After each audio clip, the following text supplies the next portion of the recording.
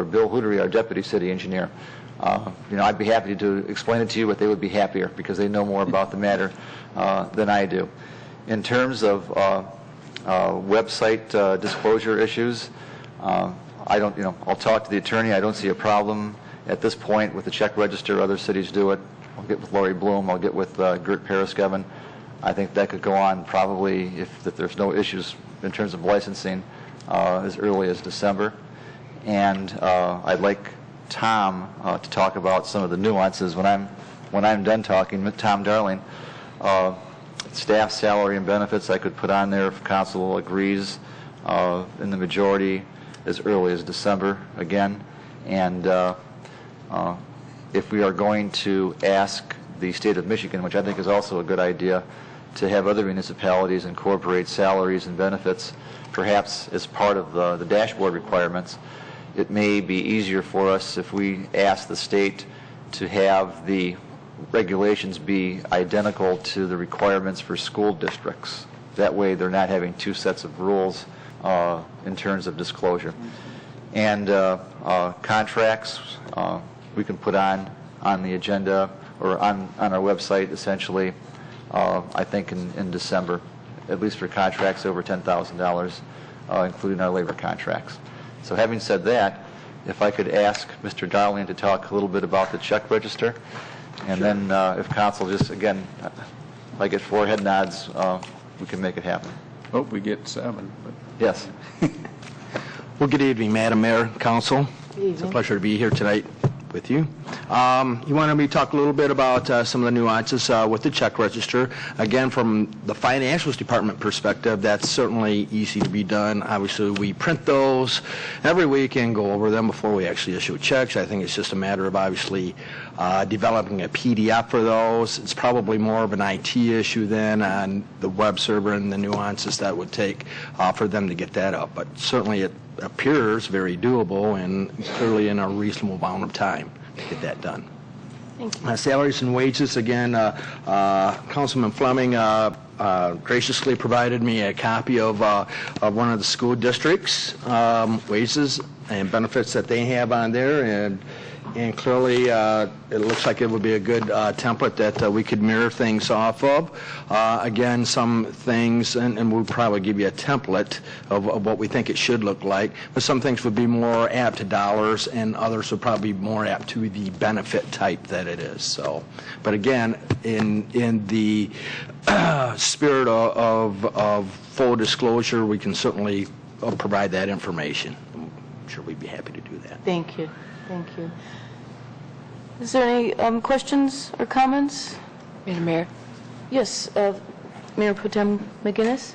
I know it sounds a little strange. Yeah, I've got to get used to it. Yeah.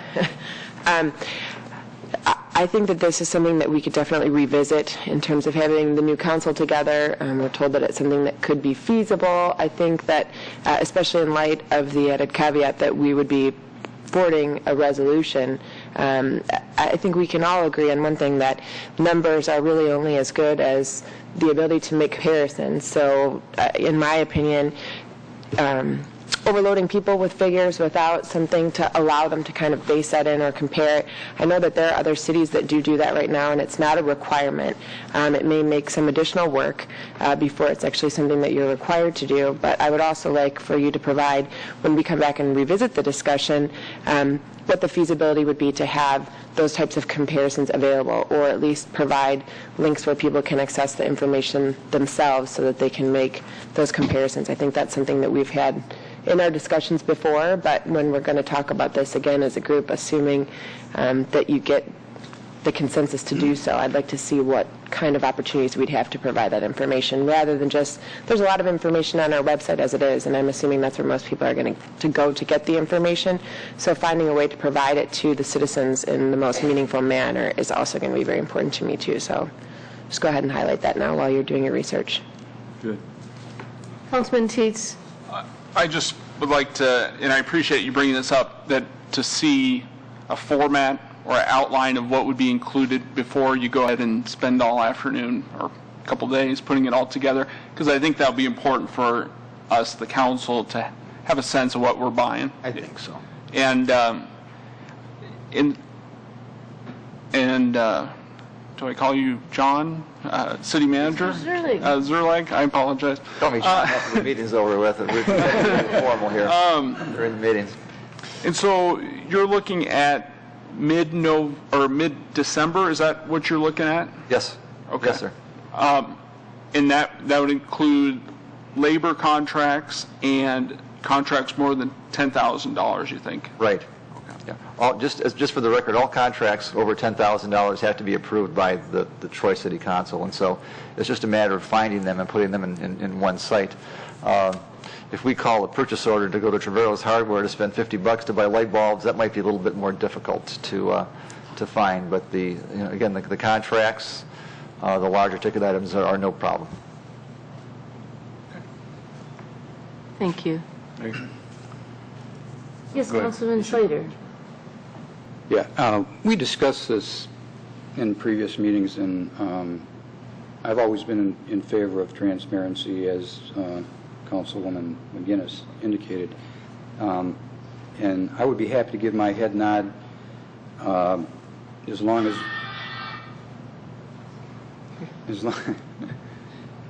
good music. As long as there was a comparative analysis attached to the wages and benefits, because it doesn't really mean anything unless we're comparing ourselves to other cities and other communities. And so I give my head nod, but I would like them to do that also, to have that comparative analysis, because it'd be nice to see what other cities are doing for our own benefit, I think. So I give my head nod, but I would ask them to do that also. Councilman Fleming? Thank you, Mayor. In addition, a caveat to this, if we could, I'm not sure how far back you want to go, but we've got a good story here in Troy because we've taken concessions, people have lost their jobs, and the city people taking these concessions are the reason primarily we're in as good a financial condition as we're in. So if you go back and look historically, if you went back a few years, and you can tell me what you think is appropriate and doable, to look at those wages and salaries, then anyone looking at that, beyond any shadow of a doubt, it removes the mystery as to what's transpired and what these employees have really done. You see what these classifications were making 3 years ago, 2 years ago, last year. There have been some sacrifices, and not only in head count, but actually in concessions. And that's the reason, and I appreciate all the employees that have done that. So this is not being done to really make any employee feel uncomfortable, although it may take some getting used to. But I assure you, from the direction the country's going, schools already do it, this is something that we're going to be asked to do anyway, sooner or later by the state. And Troy has always been one that's been a leader in up front, and I think doing this up front and being a leader in this is the right thing to do, because it's eventually going to happen. But I assure you, it's never intended to make an employee feel bad, but the bottom line is you're a government employee if you work for the city. You go on any county, you can go on the county website now, from the head of the county all the way through. You can see every salary the county makes. You can do it at the state level already. It's just some of the cities, or most of the cities, are not doing it, but some are jumping on board. So, again, I just wanted to explain that. This is not to negatively reflect on any employee that your salary's out there. It won't have your name. It would have, we're proposing the job classifications. So although it's pretty obvious, we only have one city manager, we only have one city attorney, et cetera, down the line. But basically, I think it's going to show a good story, too. It's what this city and the sacrifices these people have made already. Anyone else? Thank you. I have a couple of comments I'd like to make. First of all, I would like to see, I want to go back to the transit center. I would like, if possible, to see, I know a specific person that I would like to see involved in the meeting, and that would be Attorney Dave Wise. He's a member of the community who has some solid information to give us the opposite side of the picture in terms of the transit center, its worthiness, its requirement, etc. I think that we need to have a full picture again, rather than just having one side of the story told. I would like to see both sides told. Now, I don't know that Attorney Wise is even available, quite frankly. I only bring his name up because I know that he's heavily educated on that issue. So that would be what I would like to see, is an opposing point of view at our study session. Here's what I can do. Again, the council-manager partnership is not very complicated. I said this before. It's not a game of chess. It's a game of checkers. If the majority of the council wants, to go a certain way, then as staff we'll go that way. But in the council-manager form of government, the council asks the manager and his or her staff to research issues and come back with a recommendation, which is what we do, and then the council as a governing body, as representative of the residents, decides which way they want to go. If there's an opposing view, it normally comes from the governing body, or since all of our meetings are public and there's a public comment portion of the meeting, the attorney, Mr. Wise, can at that point make his presentation, and then you can ask that person or anyone else that has an opposing view to listen to what that side is before the council makes a decision. Okay, well, I think that's Is that fair? important, Is that fair? however we end up doing it. I think it's real important that we get the opposing side, and I really wouldn't want to see him, quite frankly, limited to 5-minute public comments, quite frankly. If I may, that's up to you and Yeah. the council in terms of how long you want to give someone to speak. That's not up to me. Okay. Yes, Councilman. I support that idea because, too many times in the past 2 years, we've been told one thing and then we rely on all this other conjecture from the citizens to tell us that it's a good or bad idea. So it's good to have professional opinions on both sides of the argument so that we have some means of trying to address that logically in council. Yes, Mayor Pro Tem. Well, the other issue, I think, as well is, and I just would kind of mirror what City Manager Legg said. A lot of people that watch the meetings on television, and so they are able to see how we interact at meetings. Maybe they forget or maybe they don't forget, but we are able to receive information, telephone calls, and we can receive the same information in writing from anyone that chooses to send it to us. And I'm sure you'll see over time, and you already could have imagined this, that people do tend to do that. So I would encourage, if there's someone out there that has a specific area of expertise in something that we're going to be talking about, by giving them the forewarning that we're going to be scheduling something, whether it's for a study session or we'll be putting it on an agenda at a later time.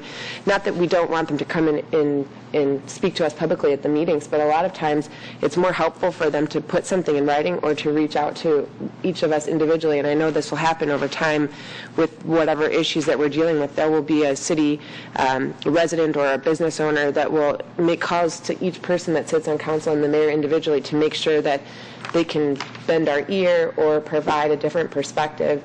Obviously, if they come to speak to us at public comment, they get the benefit to speaking to all of us at the same time and saying the exact same thing. But I would be a little bit concerned about adding people into the decision-making process and not really being able to identify how that would play into those types of meetings or decisions. But I would encourage people to submit, information to us, whether it's before the meeting or at public comment.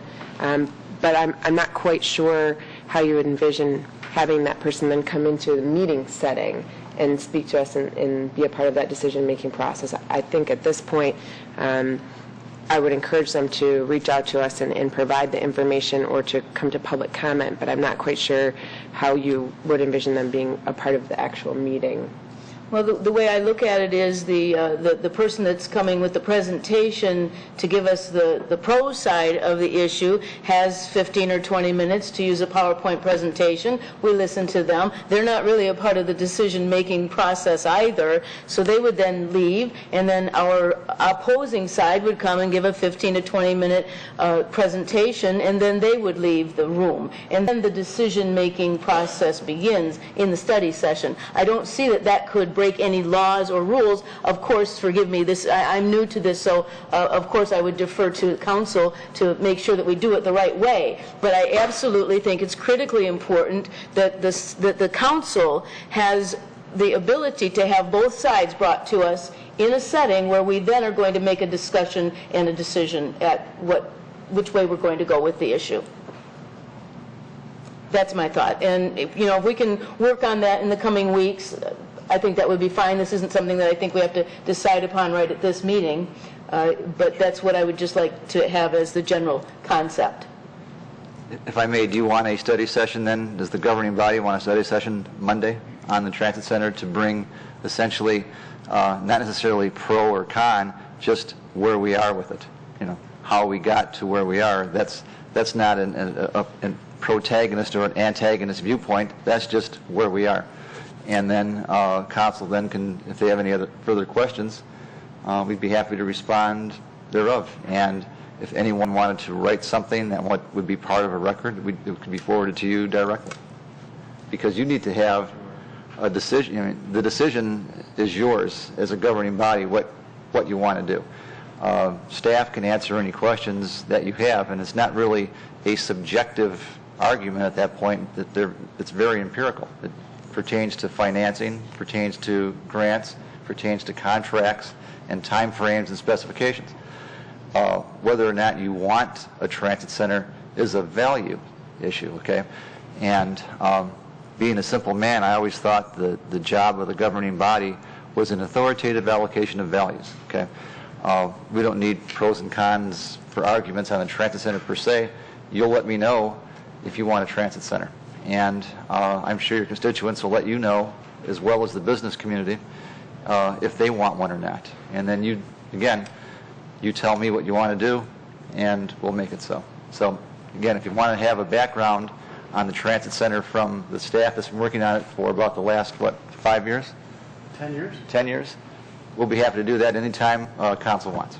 Thank you. Councilman Is there Campbell? a problem if somebody does come in and we give them 20 minutes to do a presentation? Is that allowable? If it's planned to do that, whether it's pro or con?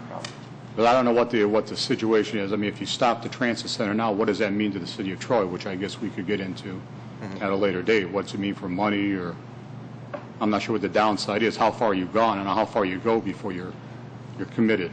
Attorney Bloom? Yes, thank you, Mayor. You could waive the rules of procedure and allow for additional time. That is something that is within the power of council to do. So if you wanted to do that for that particular individual who's been identified, or others who you think have expertise, certainly that is a prerogative of council, and you could waive the rules to be able to facilitate that. Okay. I would think that would be, at this point, being as we are a new council, we need to gel and get to know how we're going to work together. We need that time, and I think that the issue of the transit center is very volatile, and it's too important of an issue for us to make a decision without the full scope of knowledge that we need. Yes, sir. Is Monday too soon? It may well be, but I don't know. I mean, can we work towards Monday, and at some point, say if by Friday we're not fully prepared, we say we're going to cancel the meeting? I mean, is it that cut in stone that if we say we want to do it Monday, we have to do it Monday? Yes. Yes, Yeah, okay. normally, I go tomorrow, I talk to my staff tomorrow at 10 o'clock, and I say, here's what we're doing for next Monday. And Okay. it gets done by Wednesday, it gets printed Friday, it gets disseminated Friday. Well, I would like the opinion of council. One last question. Meaning no disrespect to this gentleman. Is there a chance, you're saying he's an expert in this field, which is fine. How do we know? I mean, we don't know this person. How would we know what his qualifications are? Is there some way we can get some information on him to show that he is, in fact, worthwhile talking to about this? Well, he was the gentleman that first came to my mind because I've seen the work that he's done on the transit center, and of course I would want the council's opinion in terms of whether or not we want to have this particular gentleman. I'm not even sure he's available, as I say. It just came to my mind as an idea or a thought. It could be someone else, and I think that might be a good idea for us to say we're going to have a meeting on Monday. I think that's a good idea that we stick to our schedule, and we'll work in the next few days to see who we might be able to have at the meeting with us and take it from there. Yeah, and all the meetings are Yes, public. council, I'm sorry. If I could just make a suggestion, why don't we have city staff do a study session for us on Monday, and we can digest what they say. Then we'll set up another study session, and you can maybe reach out to this gentleman. We can have it 2 weeks from then or whatever. So we don't necessarily have to have them on the same night. So why don't we just have staff do it on Monday, and then you can maybe reach out to this gentleman, let us know who he is, and what his qualifications are, and then we can set up a second study session for him or somebody else. I think that's a very good idea. Sure. That sounds like a good idea to me. So, Mrs. Bittner, what do we do at this point now that we've... Get a nod. Get a nod? Everybody agree with that? Councilman Teets? Oh, yeah. You agree? Well, nod your head then. That's what we agreed upon. Excellent I suggestion. think we've got, Do our own study session, and then before we bring in outsiders. Sure. And then that way... Determine the need for it after that. Yeah. And then in addition, we'll be happy to answer any questions that you have, and if it takes more research, then we'd have a little more time to come back with an answer that's tailored to your specific questions. good. I had one other comment. We're talking about having comparisons when we put the wages and benefits online, and we're talking about comparing to other cities.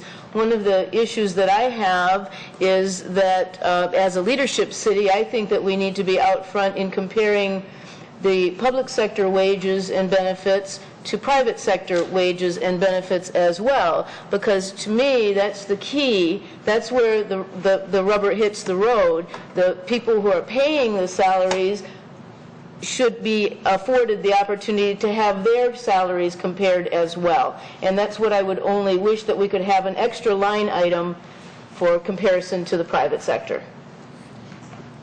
How do we go about, this is just a discussion, so. Yeah, we'll come, if I may, we'll come back essentially as Mr. Teets requested, with the template, if you will, and Okay, have that for a point of discussion. that's good. That sounds good. How soon are we going to have that template? I'm going to defer to Mr. Darling, who is our, he's acting in the capacity of finance director, but he's only here 3 days a week. Tom, next week or the following week, you think, for a template? Well, next week's going to be a big financial agenda for you, being the third quarter is going to be submitted along with the actuarial reports and a few other things. It might be worth, taking a look. Again, if we're talking about the comparability from the format that you have on the school, I don't know how you're going to compare that, because it's just a list of positions and you don't know what that entails. So it's going to take some thought to actually come up with a true comparative. 28th?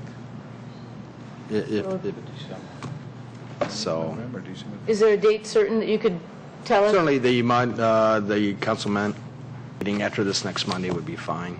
Okay, 28th. and that's November 28th? Yes.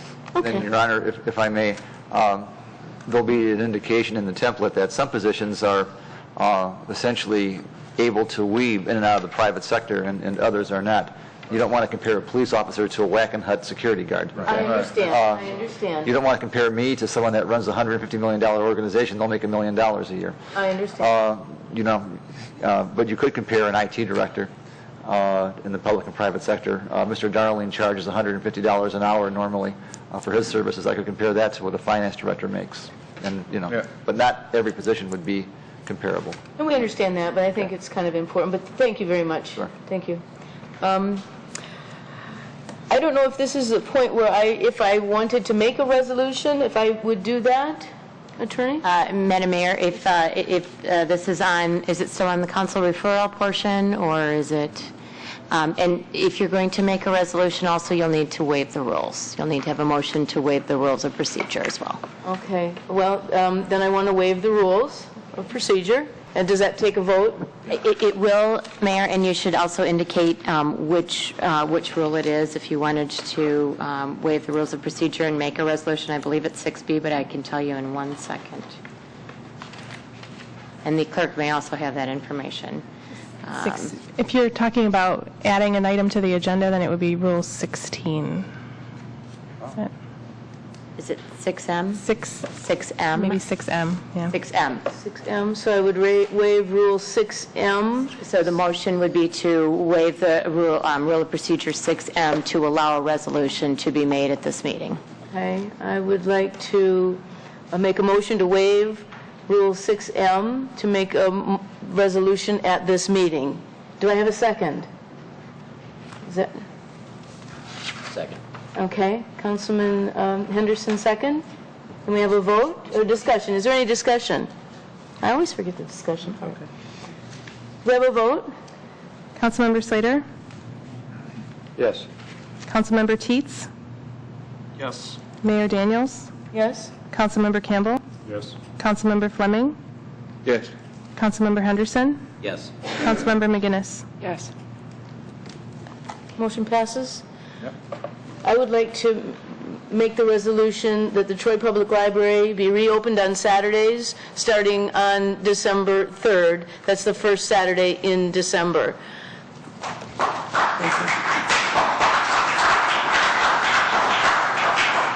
Do I have a second? I second.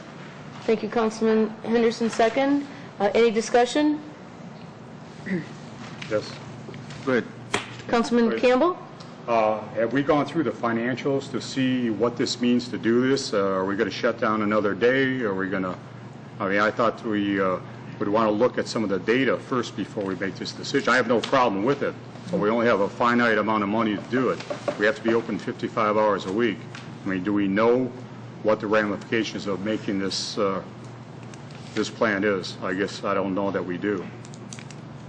Madam Mayor? Yes, sir. Along those lines, I think it's the resounding cry when I was going door to door is, you know, why do we just vote for a tax increase and yet we still can't have the library open on Saturdays?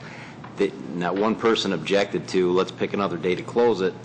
Barbershops are closed on Mondays so that they can accommodate the public. So I think along those lines, you know, we just need to instruct city management that we want it open on Saturdays or whatever mix of those days is, and yes, make that fit in the current budget. Mayor Pro Tem McGinnis? I will go after Councilman Fleming. Councilman Fleming? I agree. I've heard this too for some time, and exactly what Councilman Henderson was saying, that people want the library open on Saturday. I'm not sure how to do that, and I'm not a library expert. I'm going to tell you, be the first to admit it. But we do have a library expert, and it's part of the city staff, and that's Kathy Russ. And what I would like to see from our city management and Kathy Russ is a proposal. This council, if we get the nod, we want the library open on Saturday. I mean, that's what I'm hearing, that's what I'm supporting. But we have a budget. We do not have to be open 55 hours a week. That was old rules. Now the state has waived that. You do not have to be open 55 hours. But Kathy Russ told me that today. So I'm taking that on her authority. But the bottom line is, I think we need the library open 55 hours a week. That's me personally. I'm not asking to cut the library. I'm suggesting that we allow our librarian and her staff to come back to us with a recommendation to keep the library open on Saturday and maybe still do the 55 hours a week. But it's a matter of customer service, and our customers want it open on Saturdays. I don't know what that means, what the best recommendations are, but I think our librarian probably has statistics on when the heaviest dates of the week the library is used. They could come back with a recommendation to this council if we give them a little time. I think that's better than us making a decision tonight. But bottom line is, I think what we're saying, this council wants the library open on Saturdays because this is what our people are saying. Am I correct? But I would like to recommend that we table this and we have Kathy Russ come back with a proposal, and maybe I can just ask the city manager, when do you think she could come back with a recommendation? I mean, she works for you, so this is a sense of urgency, but what's the time frame you think we could work with? 2 weeks. 2 weeks? 2 weeks, sir. So I'll support that. I'll make that a motion, and I appreciate what you're doing. I think you're right on track, Mayor, and I think looking around, we're going to see if we've got the nod of council or not with this resolution, but I will move to postpone this, to table this and postpone the discussion for 2 weeks, for a meeting on 2 weeks, which would be our meeting of November the 28th would be our meeting, November the 28th, for management and our librarian Kathy Russ to come back with a recommendation as to how they would propose the library schedule to be open on Saturday, but yet operate within the budget that they've been given by the latest millage. Okay? Yes, sir. Is that clear? That's a motion. I need a second. I support that, if I could just say something. You know, there isn't anybody at this this table here that doesn't want to see a full-service library. And there's a lot of people that work to have a full-service library, and there's a lot of people out here that work to have a full-service library. So that's not an issue, okay? I think everybody wants that. It's just how do you want to go about doing it? We had a proposal to us, Saturday's the most expensive day to operate a library. We know that. There are some other things that we know. But I think it would be good to have Kathy Russ come back up here and inform everybody what the ramifications are for having a Saturday day. We closed on Saturday because other libraries are closed on Sunday. Right. So we stayed open so that reciprocation could go to other libraries. Our people could go on Saturday and other people could come here on Sunday. So there was some thought. But I'm not saying we don't need to revisit it. But I think Kathy Russ needs to bring that forward and let us know what the ramifications would be. And believe me, I'm not even opposed to adding some money to the budget if Kathy Russ tells us, well, we can do this, but we cannot do it with what we have, okay? Maybe we need to add to it because we now have, because of the employees, because of the ERIP program, because of a lot of things, we may, just like we did with the snow plowing, we chose 0.7 mils because we felt that ERIP programs and other things may give us some additional revenue that maybe we could supplement the library, okay? We knew that before, so maybe we've reached that point now where we can take a look at it again. And I think Kathy Russ can provide that for us in a couple of weeks, and I think we all want to see that. Mayor Pro Tem McGinnis.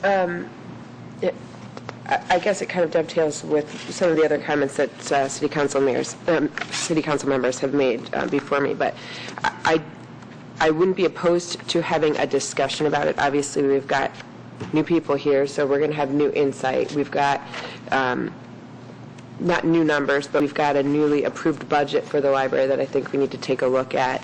But I absolutely think it's going to require all of us sitting down together and looking at the same information and having the same discussion, because I think there are going to be trade-offs no matter what. We're dealing with a reduced budget. If it's come to the point where, as a council, we're able to take the information that's provided by city staff and make a decision on what those trade-offs might be so that there can be library service on Saturday, I'm prepared to have that discussion and move forward. But, just thinking back to how we got to this in the first place, those issues of what the utilities cost and what we were able to do with staffing, we're at a much reduced level of staffing. So it took the expertise of the library director and the people that work at the library to piece together how they could staff the library in order to keep it open a certain number of hours. So I would like us to all be privy to that information of what it's looking like now in terms of staffing and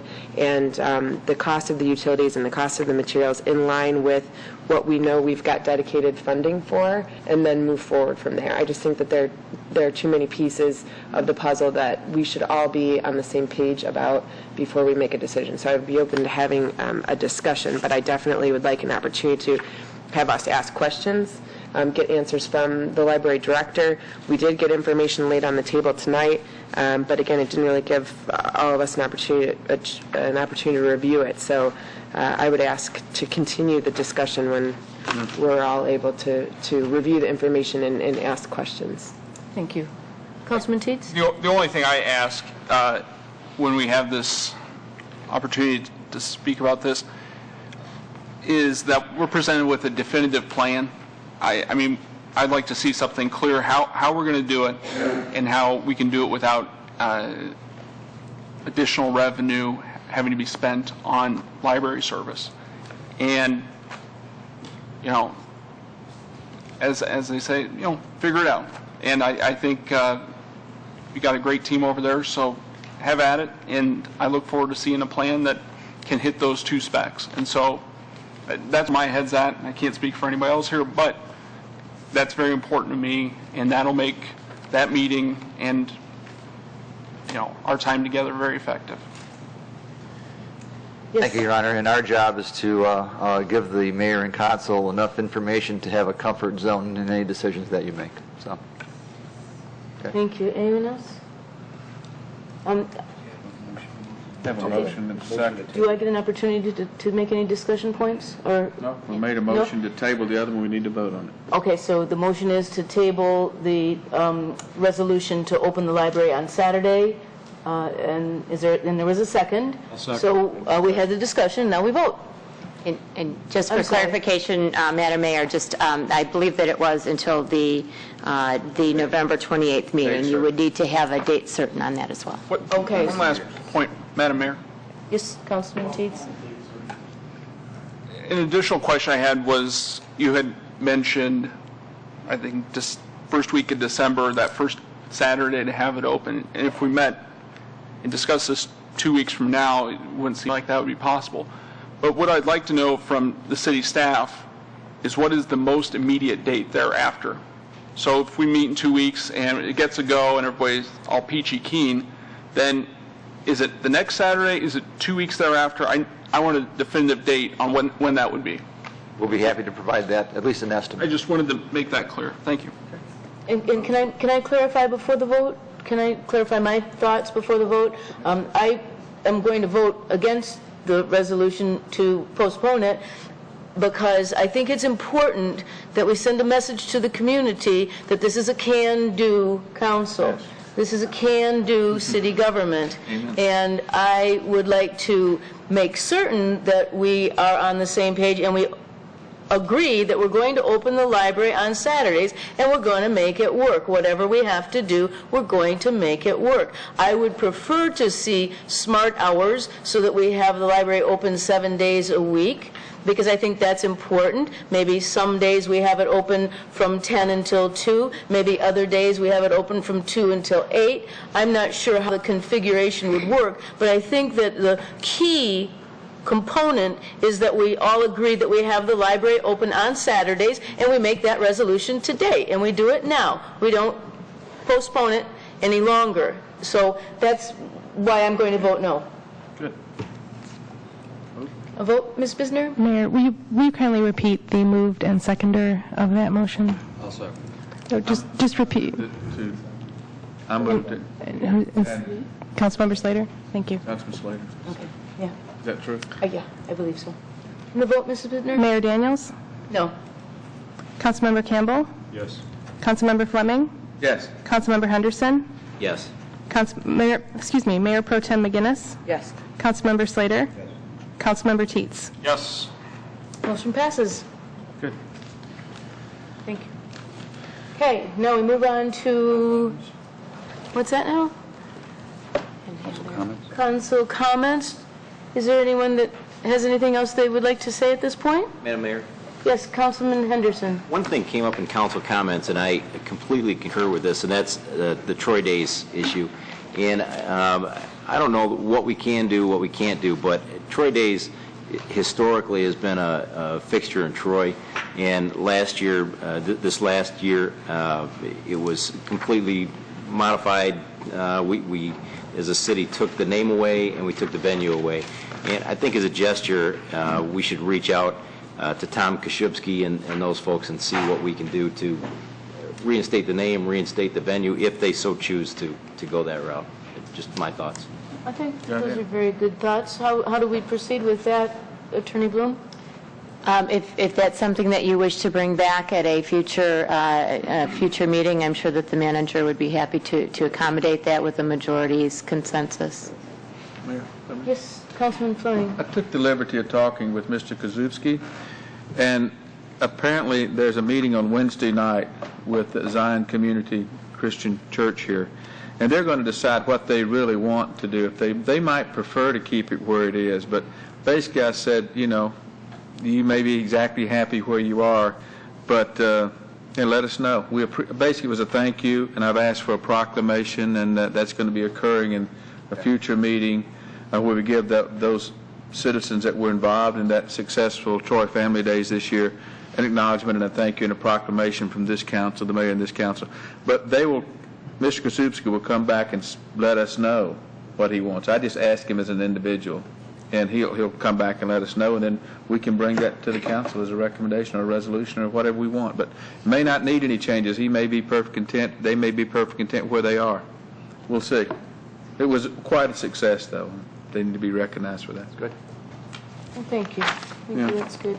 Any other comments? Mayor? Yes, sir. I'd just like to bring to public's attention, the people that are here and people that may be listening, tomorrow night at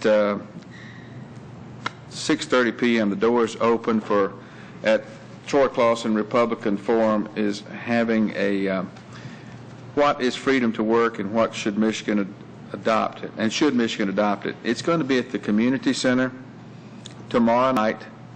Doors open at 6:30. Meeting starts at 7, so the seating is limited. But basically, if you've heard about the concept of freedom to work, there's a lot of discussion whether Michigan should be a freedom to work state or not. Or if you've never heard it before and you want to just come to the meeting and learn more about it, it'd be a good opportunity. Almost half the states in America are freedom to work states. And between 1999 and 2009, 5 of those were the most successful states for job growth. Michigan is not a freedom to work state. 5 of the ones without freedom to work were the most unsuccessful. So this is a movement throughout the country. Speakers on this topic will be former state representative Jack Hogendak and Union Conservative founder Terry Bowman. So those of you who are interested in learning more about freedom to work or right to work as it's stated should attend tomorrow night at the Troy Community Center at 6:30. Opens seating and starts at 7. There's going to be some light refreshments provided as well, so just wanted to make you aware of that. Yes. Mr. Zerly? Thank you. I managed in Florida for 3 years, and that was a right-to-work state. Is that the same thing as a freedom to work? Basically. Okay. Freedom to work, right to work, basically synonymous. Thank you, Councilman Certainly. Fleming. Anyone else? Madam Mayor? Yes, Mayor Pro Tem McGinnis? I just wanted to point out, like I sometimes tend to do, that we've got quite a few letters of appreciation that are here in our reports. And I think that it's important to highlight those. They're included always in the agenda. We don't usually discuss them in our council comments, but I thought this meeting in particular, there were quite a few of them, and it should be noted. I think it's a great testament to our employees. There was also some great feedback on Citizens Academy. Since I've been in this position, I've heard nothing but positive things from our citizens that are able to attend the Citizens Academy because they learn a lot about the different departments and how they operate, and you'll see in the reports here that there were quite a few letters about how much people enjoyed that. So if it's at all possible, every opportunity that we have to continue that program, I want to give my plug to do that. I also wanted to point out, and it was on the front page of the most recent Troy Somerset Gazette, and I guess I'll just pick up where Mayor Pro Tem Ray Kerwin left off, where she often liked to point out things that were in the Gazette and issues of interest to the community.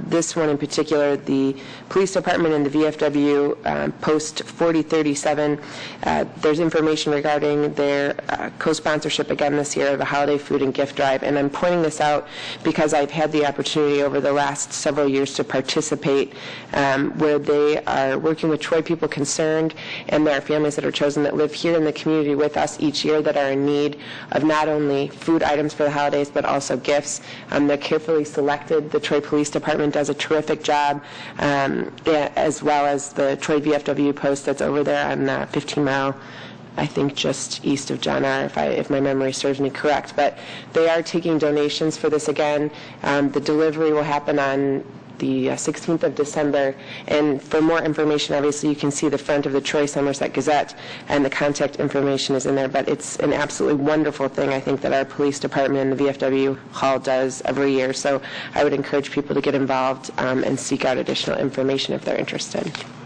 That's very good. Anyone else? Mayor? Yes, sir. Just another thing to point out on departmental reports. Under agenda item N2A, there's an excellent report that you might look at. 2011 year-to-date calls for police service, and a good summary put together by the police department. It really is enlightening as to what our police department's doing and what the crime rates are in Troy, and worth your time reading. We still live in a great, safe city thanks to our police department, and all the citizens that are aware, helping the police there. So thank you. Thank you, Good report. Councilman Fleming. Speaking of the police department, there was some expressed concern that if elected, I would dismantle and destroy the Troy Police Department, and I just want to say that that is unequivocally incorrect. I'm of the opinion that government's highest order, as you know, is the safety of the citizenry. I have consistently, vocally expressed my complete support for the local police department, and I will continue not only to support the Troy Police Department, but the Troy Fire Department as well in their gallant effort to ensure the safety and well-being of our community. Thank you. Good. Yes, Attorney Boone. Yes, thank you, Madam Mayor. I don't want to cut anyone off from the council comments, but if you're done with council comments, we still do have a need to address the rules of procedure because it was postponed until later on in the meeting. So some action has to be taken, whether that's a postponement until the next meeting or a motion to approve the rules as presented. Who would like to speak first? Councilman Slater? I'm going to ask to postpone the item because I didn't get an opportunity to look at it. I didn't see anything that jumps out at me, but I noticed there were changes on every page. So I'd like an opportunity to take a look at it and postpone it till next meeting. Well, I would second that myself, and I do apologize for not giving anyone an opportunity. I had a very busy day today. Understand it. Thank you. That's a motion, is it? Oh, was that? That was a motion. That was a motion. I seconded it. Now, do we have any discussion? A vote, Mrs. Bittner? Councilmember Campbell? Yes. Councilmember Fleming?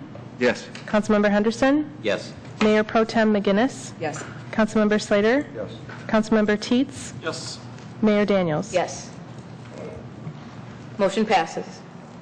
Okay, so we'll postpone the item until the next meeting. Thank you.